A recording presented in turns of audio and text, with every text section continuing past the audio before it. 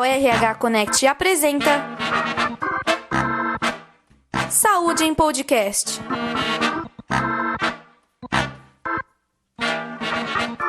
Olá, internauta do portal RH Connect.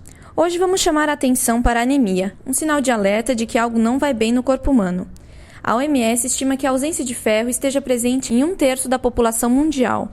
E para falar conosco, estamos aqui com o Dr. Rodolfo Cansado, ele que é professor de hematologia da FCM da Santa Casa de São Paulo. Tudo bom, doutor? Tudo bem, e você? Tudo em ordem? Tudo bem também. Doutor, o que é especificamente a anemia? Então, a anemia é a situação em que nós temos uma diminuição do glóbulo vermelho no sangue. O glóbulo vermelho é a célula responsável pelo transporte de oxigênio. Então, toda vez que tem anemia, nós temos uma má oxigenação do tecido e isso vai comprometer o funcionamento de todas as células do organismo. Quanto mais grave a anemia, obviamente mais sintomas e sinais. Então, a anemia é uma situação que não é normal em qualquer faixa etária. Em criança, em mulheres, em homens e idosos. Então, o sinal, como você mesma disse, de alerta é que alguma coisa está errada no organismo e que precisa ser investigado para a gente chegar a um diagnóstico do porquê a pessoa desenvolveu a anemia. Quais podem ser os sinais de que a pessoa tem a doença? Nós temos 3 grandes grupos. O primeiro é quando a medula, que é a fábrica do sangue, não produz direito os glóbulos vermelhos. A mais frequente é a deficiência de ferro. Então, para formar o glóbulo vermelho, precisa ferro. Se há deficiência de ferro, a medula não tem como produzir o glóbulo vermelho. O outro grupo é do outro extremo, que é o sangramento. Porque como o ferro está dentro da hemoglobina, que é uma proteína dentro do glóbulo vermelho, quando você perde sangue, você perde ferro. E um grupo intermediário, quando o glóbulo vermelho é destruído mais rapidamente. Então, basicamente, quando a gente pensa na anemia, em mais da metade dos casos, nós estamos falando de anemia por deficiência de ferro. E isso tem a ver com diminuição da ingesta de ferro ou da absorção do ferro dos alimentos ou perda de sangue. Então, nós temos, por exemplo, o cansaço. A pessoa acorda cansada sem um motivo aparente. Ou ela começa a tolerar menos o exercício. Então, a dor de cabeça, a tontura, o mal-estar, a irritabilidade. As crianças têm mais infecção, têm maior dificuldade de aprendizagem, aquelas crianças que vão mal na escola. E os adultos, a falta de atenção, uma menor capacidade de se concentrar nas coisas, leva a uma menor produtividade também no trabalho. Então, são situações que, óbvio, que quanto mais grave a anemia, mais frequentes, mais importantes são esses sinais. Uma coisa importante nos adultos é queda de cabelo, as unhas mais quebradiças. E uma coisa interessante que acontece na deficiência de ferro é o gosto por se alimentar de coisas não alimentares, como, por exemplo, o gelo, macarrão cru, o giz, que é uma situação que não é só da deficiência de ferro, mas é muito comum. Na medida que a gente trata a deficiência de ferro, a pessoa melhora. Curiosidade isso, né? Por que a falta de ferro dá vontade na pessoa de comer giz, terra, essas coisas? Então, nós não temos ainda uma explicação que se sabe, que se evidencia que existe essa, seja em criança e principalmente em adultos. Provavelmente porque, como eu disse, o ferro ele faz parte de todas as células do organismo para levar ao metabolismo energético. Então, de alguma forma, a gente não sabe o porquê, cria esse hábito, né, do tijolo, por exemplo, ou do giz, ou do gelo, ou do limão. Tem pessoas que comem limão. E é uma coisa que acontece e que melhora muito na medida que a gente repõe esse ferro. E quais são os grupos de risco?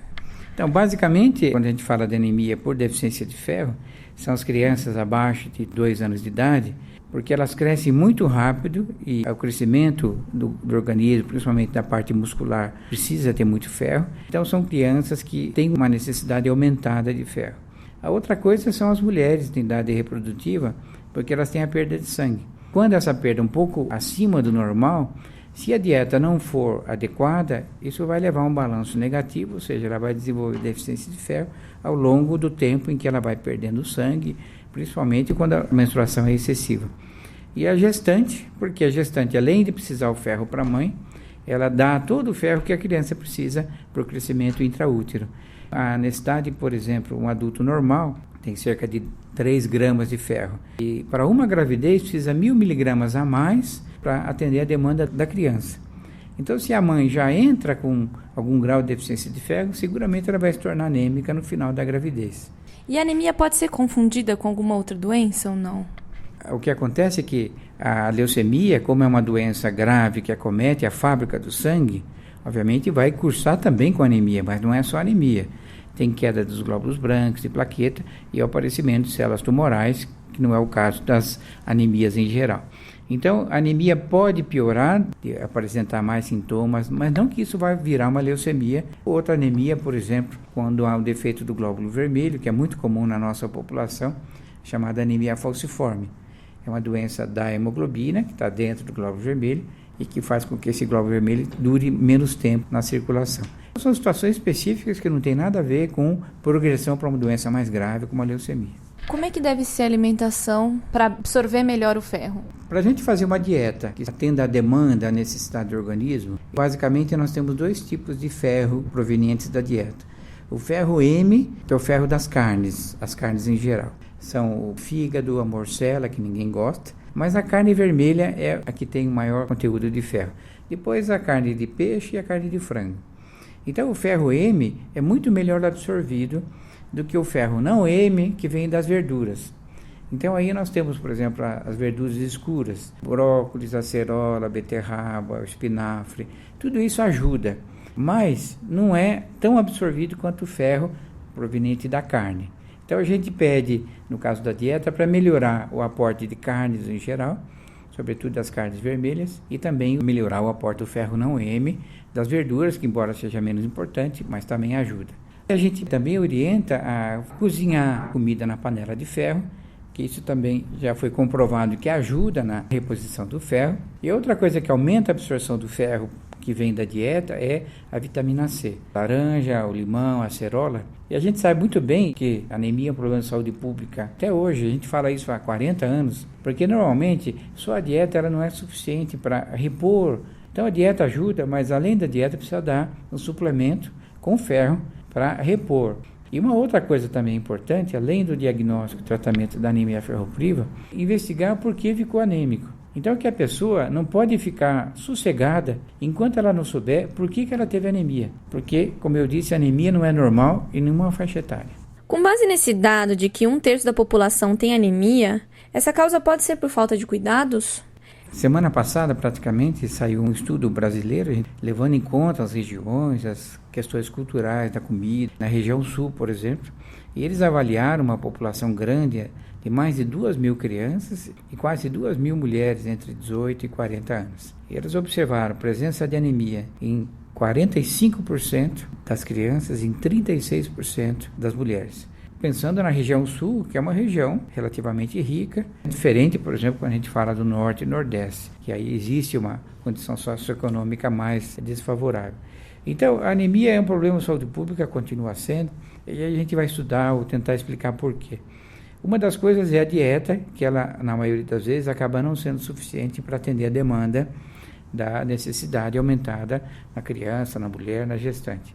A outra coisa é que, quando se precisa fazer o tratamento, o único medicamento no SUS, por exemplo, é o sulfato ferroso.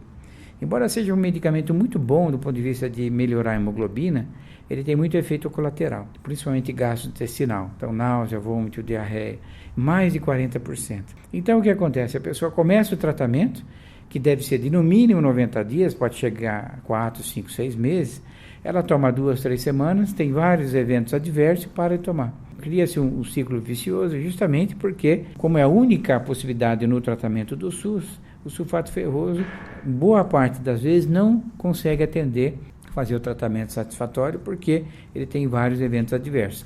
Nós tivemos uma norma da Anvisa, da Vigilância Sanitária, que tornou obrigatório o enriquecimento das nossas farinhas de trigo e de milho. E o enriquecimento da dieta seria uma forma também de prevenir a deficiência de ferro e anemia.